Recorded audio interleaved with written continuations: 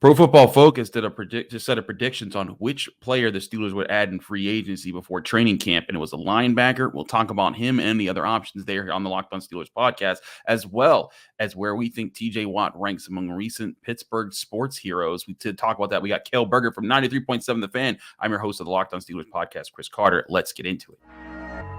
You are Locked On Steelers, your daily Pittsburgh Steelers podcast, part of the Locked On Podcast Network. Your team every day.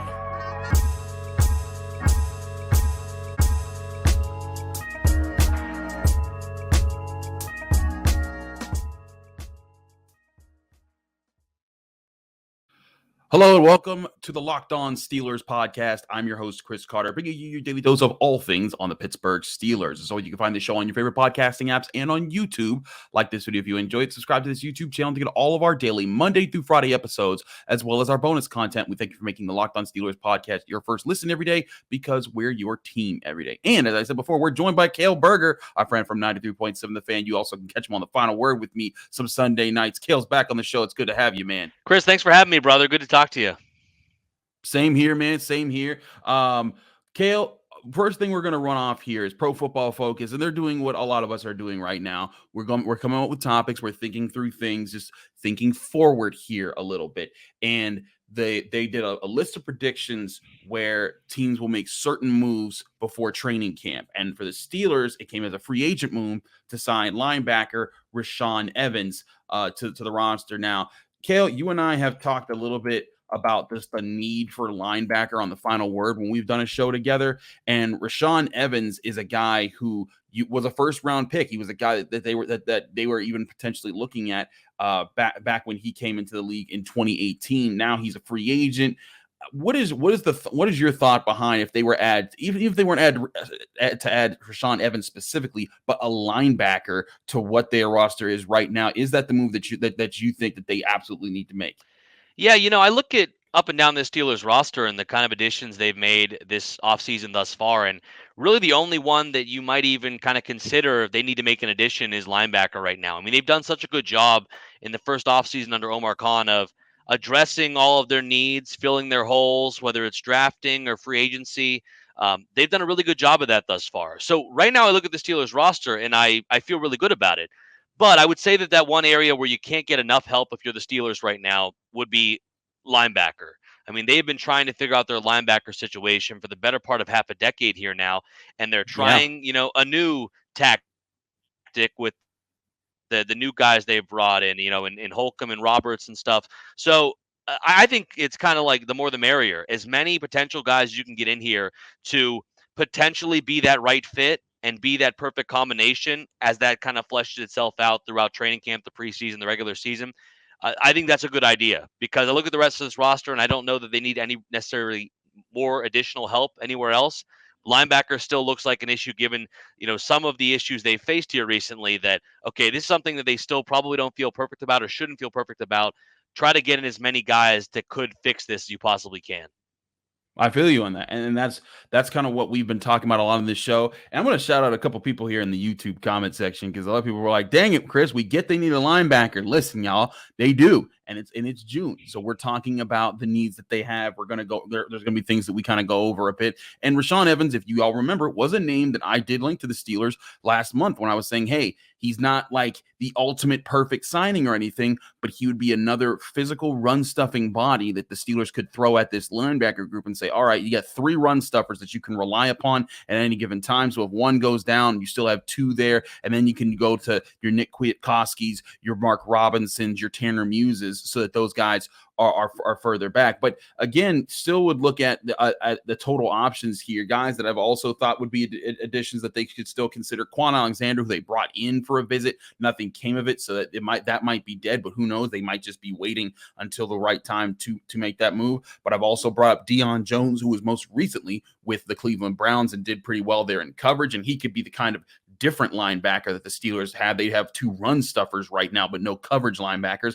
And the other guy that we've consistently talked about is Isaiah Simmons, former top 10 pick from the Arizona Cardinals, who was just denied his 5th-year extension and could be at least a 1-year rookie deal type of guy the Steelers trade for, maybe give up a mid to late draft pick for and see if he could be the piece that they're missing here. And Cale, I look at the needs here.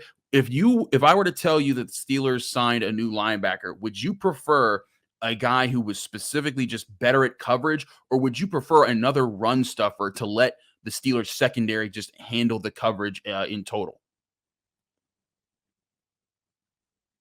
I think I'd prefer to have a guy that had a little bit of more of a coverage acumen. I know they've made some additions in the secondary, and I like the group that they have currently right now.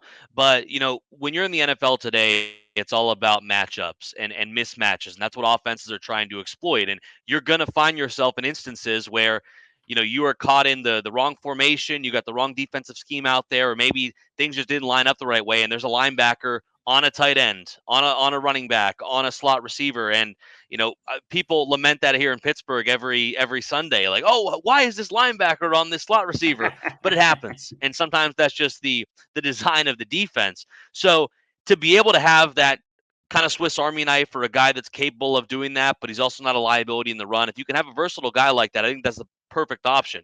Now, when you look at the options out there, I mean, potentially trading for Isaiah Simmons is like the only guy I think legitimately could really fill that role, just because those guys are so coveted that they're already snatched up. They're already on teams. And if there were guys that were capable of that, they would have been signed already. So you kind of have one trick ponies out there now. I would prefer that they had that. It's just a matter of, what are the Cardinals going to be asking for? And, Omar Khan hasn't been afraid to wheel and deal here early in his tenure as a Steelers GM. So if he gets the right offer or the right potential move, I say you make it to try and get Simmons because he could really be an asset for you. But otherwise, if you don't want to make that deal, maybe just got a guy like Evans who's a sure tackler, right? I mean, especially in that linebacker group, tackling has not been something in the last couple of years that has been, I would say, put on display, or good fundamental tackling by that group. So if you can get a guy in that, like last year at 159 total tackles, I mean, that guy's going to wrap people up. He's going to bring people to the ground. That's never something you can turn your nose at out of the NFL. I agree. That's something that's necessary. And yesterday's topic that I talked about here was stuffing the run is going to be very important. When you go back to the 5 games where they gave up the most rushing yards last year, 4 of those 5 games were against AFC North opponents. And that's also important when you're trying to make a playoff push, which we'll get to later with some of Cale's projections and what he thinks the Steelers will be like this year. But looking at that, having run stuffers at the linebacker position, yes, there are going to be points where you're going to be exploited in coverage. But if at least if you can't get that linebacker who can, to kind of erase maybe some tight ends and some running backs out of the backfield in coverage, at least have a group that you can rely upon that won't let people run the ball on you, so that then you're in more predictable passing situations where it's like 3rd and 13 or 3rd and 9 instead of 3rd and 4, and then you can say, all right, you don't need all these run stuffing linebackers because they're not going to run the ball. That's when you could throw in Keanu Neal maybe in the box. That's when you can bring in another slot corner. Maybe you just have one linebacker on the field, and it's much tougher to exploit that. So there's a few different ways to get into this, to crumble this cookie, if you will, that the Steelers could have on their hands. So, Cale, I think that you and I are on the same page here, but I want to get your thoughts on some local Pittsburgh talk. There's a lot of talk about where does TJ Watt rank as far as his position. Some people feel he's not the best edge rusher in football. We're not going to talk about that.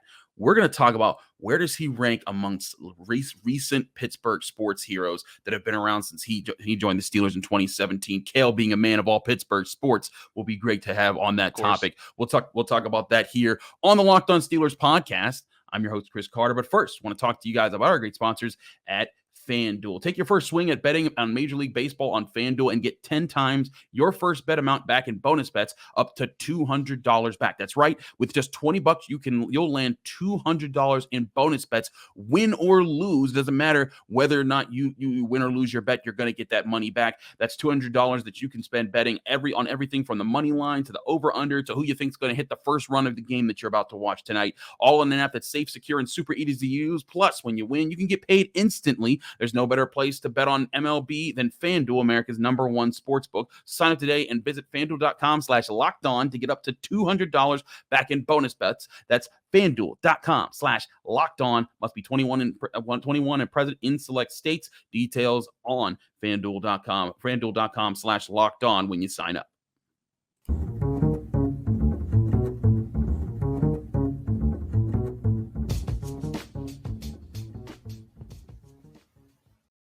Back here on the Locked On Steelers podcast, I'm your host, Chris Carter, here with Cale Berger of 93.7 The Fan.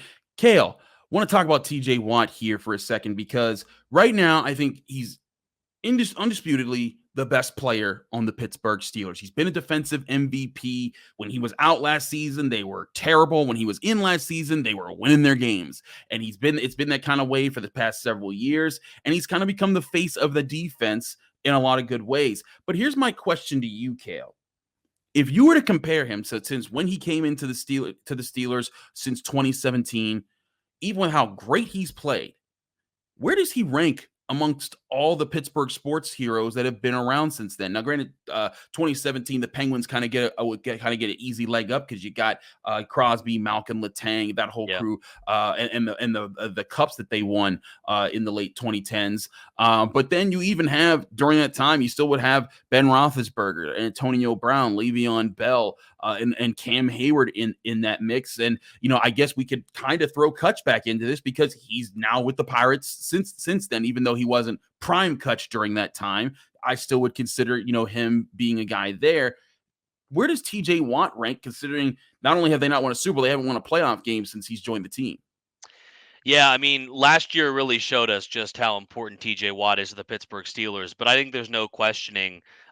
In terms of, you look at TJ Watt, where he stacks up amongst his peers, right? Or elsewhere on the NFL, I think he's the best edge rusher in the NFL. I think and so he's too. A former Defensive Player of the Year. That is a pedestal that what other players in Pittsburgh sports can really claim that? Who else can really say that they are up on that pedestal? Sidney Crosby? I mean, a lot of people say Connor McDavid's probably the best player in the NHL now and has been for some time, but Sidney Crosby has still played at an incredibly high level. Even in his advanced age, he's still had a tremendous season and has had some great seasons in the last 6 years here. You look, like you mentioned, Antonio Brown and Ben Roethlisberger. I mean, was there an argument that Ben Roethlisberger was the best quarterback in the NFL in the last 5 years or whatever it was of his career?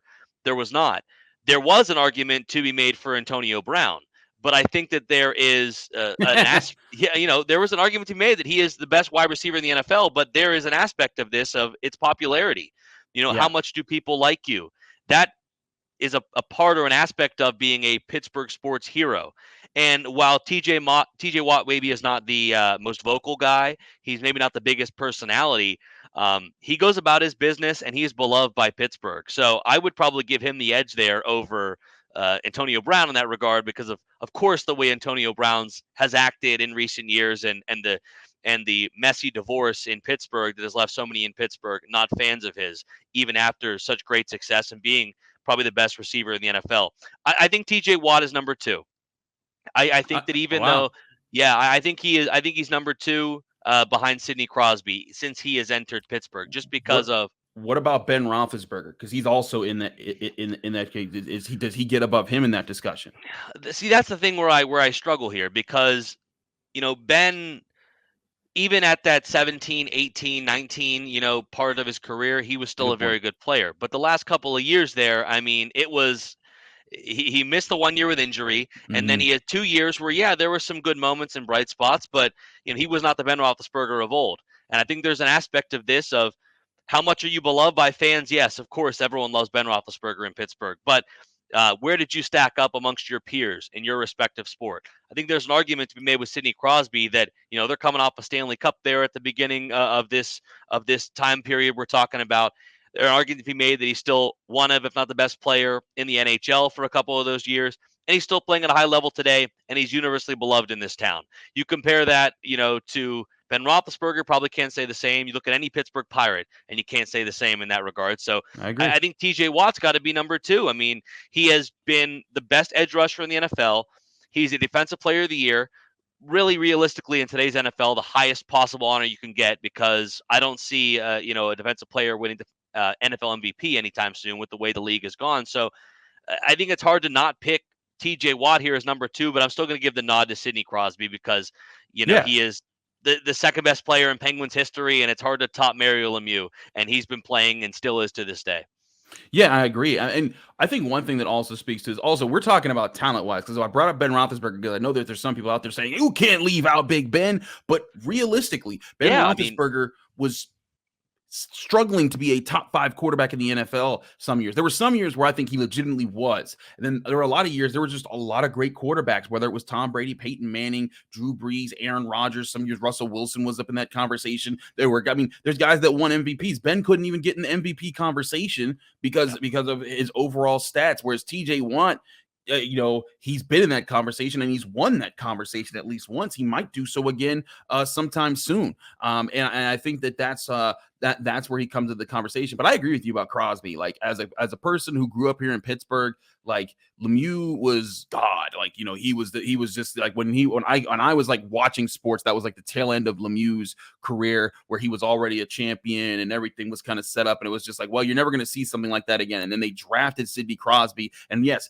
Lemieux's still the GOAT when it comes to Pittsburgh hockey, but Crosby is as close as anyone's ever going to get in this city. And he brought a lot of joy to people around here with how great he was. And even beyond joy, just pure talent. He's like you're saying, he's either the best player in the league or one of the best player in his league. And I think there's a testament to that. And that's where TJ Watt is among edge rushers. And honestly, if we're also considering like overall players, I think TJ Watt, you might even be able to make an argument for him being able to be a top 10 player in the NFL for how impactful he's been to the Steelers. When he's in, they either win or they're competitive. When he's out, I mean, we saw last year, they were 1-6 without him, and they were able to win the rest of their games to at least get to a 9-8 record with him. I think there's a lot that says to what he brings to on the field value, even if it's not pure stats sometimes. Yeah, and that's the thing with a player like TJ Watt. I mean, it's partially the biggest compliment to him that a team could play the way the Steelers did without him and that he could be that big of a hole. It's also kind of a criticism of the Steelers that one player going down could impact you that much, but that's simultaneously the biggest compliment you can play to TJ Watt. But yeah, I mean, that's what separates it to me is, do you have an argument to be made that you are the best in your respective sport, top 10 in your respective sport, top player at your position? That's what separates TJ Watt for me and Sidney Crosby in the last 6 years and puts them in a different area. Ben Roethlisberger doesn't have that claim, and he had some good years. He had some down years where he just didn't play at all, or his final season with the Steelers. But we've seen from TJ Watt, yes, there's been injury, but even when he's been injured and come back like last season, he has made a ridiculous impact on games. He has made impacts in single games that are almost, equate to what certain guys do an entire season just on the amount of impact he's had. Like, look at that Bengals game last year, how he was able to just steal a single game for the Steelers. They probably had no business in winning because he's that kind of a player. Sidney Crosby has that kind of an impact. I think TJ Watt has that kind of an impact as well. But, whether it's leading the NFL in sacks, whether it's being defensive player of the year, that is the kind of hardware, in a sense, that gives you that kind of a place in my mind in Pittsburgh. And Sidney Crosby's been able to do that. And the other thing too, you talked about Mario Lemieux being the unquestioned GOAT. I mean, there's an argument to be made that Sidney Crosby, and probably he is a top 5 player in NHL history. The fact that, I'm not a hockey expert, but I'm with you on that. Yeah, the fact that you can have 2 of those guys in one franchise is crazy, but that's got to give the nod to me, even if he's a little older and won 1 Stanley Cup in this time period. I mean, you still got to give the nod to Sid there.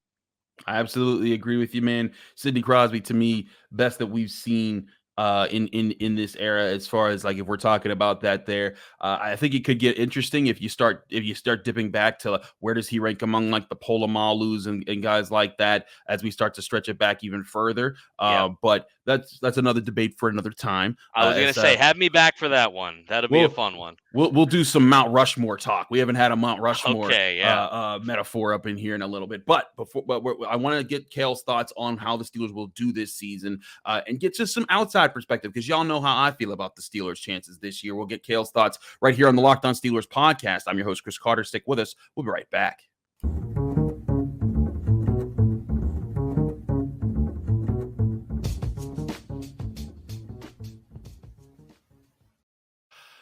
Back here on the Locked On Steelers podcast, I'm your host, Chris Carter, here with Cale Berger of 93.7 The Fan. We just got done talking about TJ Watt and his ranking among local sports heroes of it since he's joined the Steelers in 2017. But we switch now to some overall projections, talk about the Steelers, because I want to get you guys outside perspectives of not just me on the show, but other people who talk about the Steelers. Cale is on 93.7 The Fan. He does a lot of stuff. He shoots the stick with a lot of local sports legends around here in the city. Go check out that program if you guys haven't already. He does a lot of great interviews with that. But Cale, you and I have talked a little about the Steelers projections this year. I talked about Vegas's odds. Vegas has put them at an 8.5 over-under range for how many wins they're going to get.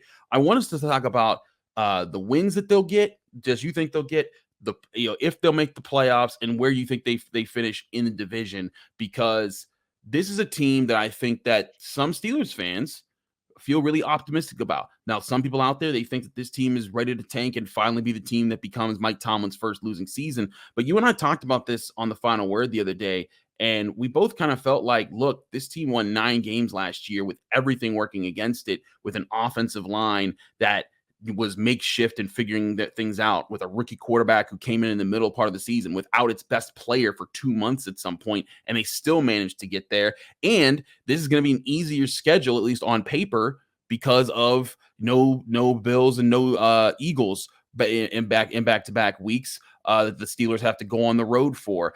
I really think that there's a chance for this. If you were to give a win total projection right now, where would you have them? Yeah, Chris, I think you and I are lock in step when we come to our optimism about the Steelers. And you're right. We talked about this earlier this week. I think 8.5 is stealing money, frankly.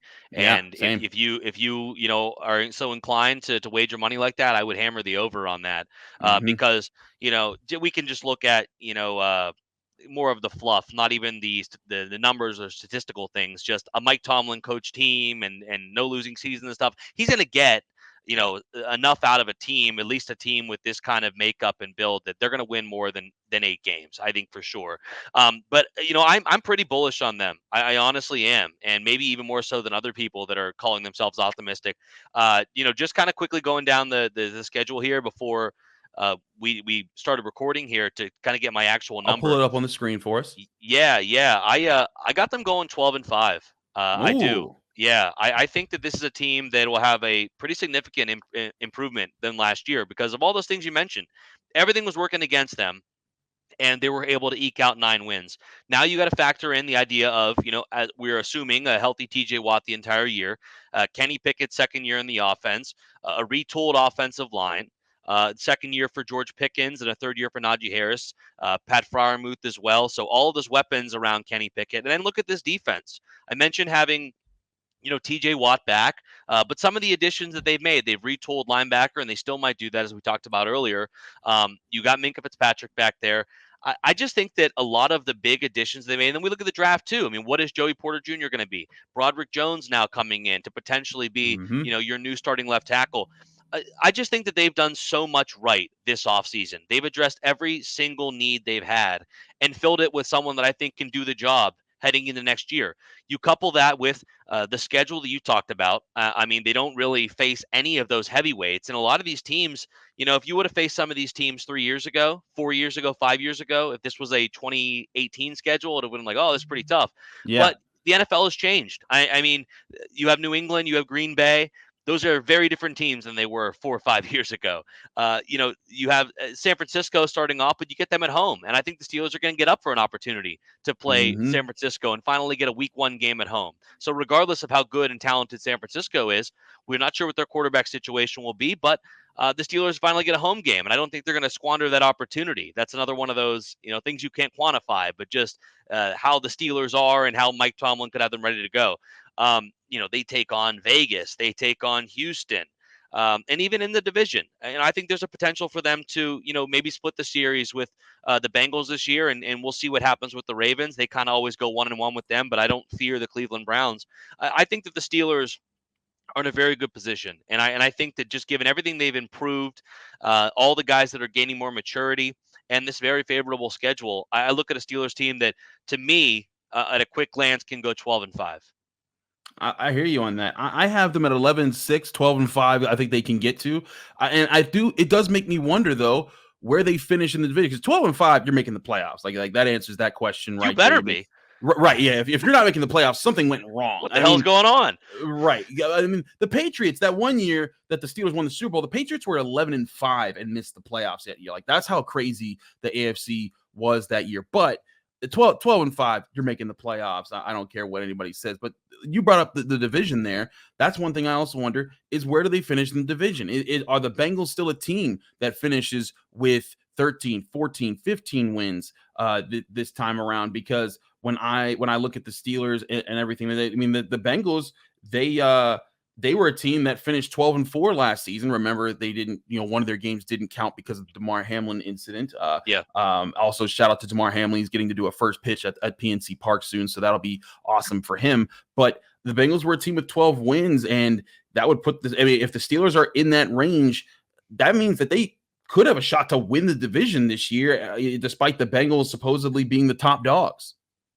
Yeah, I think they're going to finish second. I think that the Bengals are going to take care of business, and I think that taking 1-1 with the Steelers, I think they can take care of business with the Ravens. It will depend on how much the Ravens have improved their pass defense. I mean, it wasn't very good last year, and it hasn't been great recently. I think that Joe Burrow and Jamar Chase and that crew can carve them up, and then you put Lamar Jackson. Kind of got to put his money where his mouth is. Can he go in a shootout and beat Joe Burrow? So I think that they can handle business in the division to a greater degree than the Steelers, but the Steelers were right there with them. And I think they're going to have two battles this coming season, and that'll be a true test for Kenny Pickett in his own right. How can he go head to head? Because that is really in the NFL, especially in the AFC, how we measure quarterbacks. How do you fare in a head-to-head matchup with your counterparts around the league? It's 11 on 11. But that's how these narratives work. It's quarterback versus quarterback, and that's how you determine guys' progress and their standing in the NFL. But I do still like the Bengals a lot. I love Joe Burrow, and I think that he gives them an edge. But if there's one thing to look at is they do get two of the more tougher matchups that the Steelers aren't going to face on their schedule. I mean, they're at Kansas City in Week 17. They are facing the Bills at home in Week 9. I mean, those are two really tough matchups, marquee matchups. We're all going to be glued to the television, but the Steelers don't have anything like that on their schedule. I mean, I look at the Steelers schedule and I think to myself, like, what is the game that is really the really tough one? The Bengals games themselves, those look like the ones that you circle around and say, man, they show up for these weeks. I mean, the Niners, even though it is week 1, that is still a huge opponent to face, as they were just in the NFC Championship game. But but these other teams out there, you're right. The Browns are the Browns, as people say a lot. But the Raiders aren't a train. Yeah, right. The Raiders are in a rebuild mode with Jimmy Garoppolo. The Texans are in rebuild mode. The Ravens are always a tough team, but that's your divisional rival. You're always going to get that there. They've been like that for years. But the Bengals, maybe if the Jaguars take a step up this year, maybe that because Trevor Lawrence did start to look good at the end of the year, that could be a team that sneaks you a little bit. So that's actually one of the losses I do have. I think going down, or I think taking on Jacksonville at home, I think that Trevor Lawrence is going to take a step. I think Doug Peterson was so good for him and the perfect kind of hire, and he did make those strides last year. I just think that'll be a big moment for Trevor Lawrence. You have those throughout the NFL season, and I don't think it's anything necessarily the Steelers will screw up or anything. I think it's more Trevor Lawrence will have a good performance in that game. They got some new weapons too. So I think the Jaguars can be a team that maybe starts to take that next step this season. But yeah, I mean, especially those Bengals ones, I look at these games on the Steelers slate of schedule, and nothing really scares me. I think the Steelers could win every game this year. I'm not going to pick them to win every game, but there's no game on this schedule. I look at the Steelers and I think they're screwed. No shot. They got no chance type of thing. The one other one I have late in the year, and this is on New Year's Eve, they're at Seattle. And, Seattle is, of course, always a tough place to play. Geno Smith, a tremendous season last year. They got him another weapon in Jackson Smith and Jigba. Of course, that's going to be a crazy crowd. It's going to be a late game, and it's going to obviously be under the lights there in Seattle. And I think that'll be, even though at the end of his second season, that'll be a big test for Kenny Pickett, playing in front of the 12s and potentially, rainy weather kind of stuff. against a good team in the Seahawks that I think is going to be better this year, even with especially what they can do on offense. That's another one to kind of circle there. But I just look at this schedule and I think this sets up so favorably for the Steelers. And with the improvements that they've made, I'm looking for a pretty significant jump based on my projection from what they did last year to this year. I hear you on that. He's Cale Berger of 93.7 The Fan. Find all his great stuff there. Cale, let people know there's about other ways to find you and everything that you do with your work.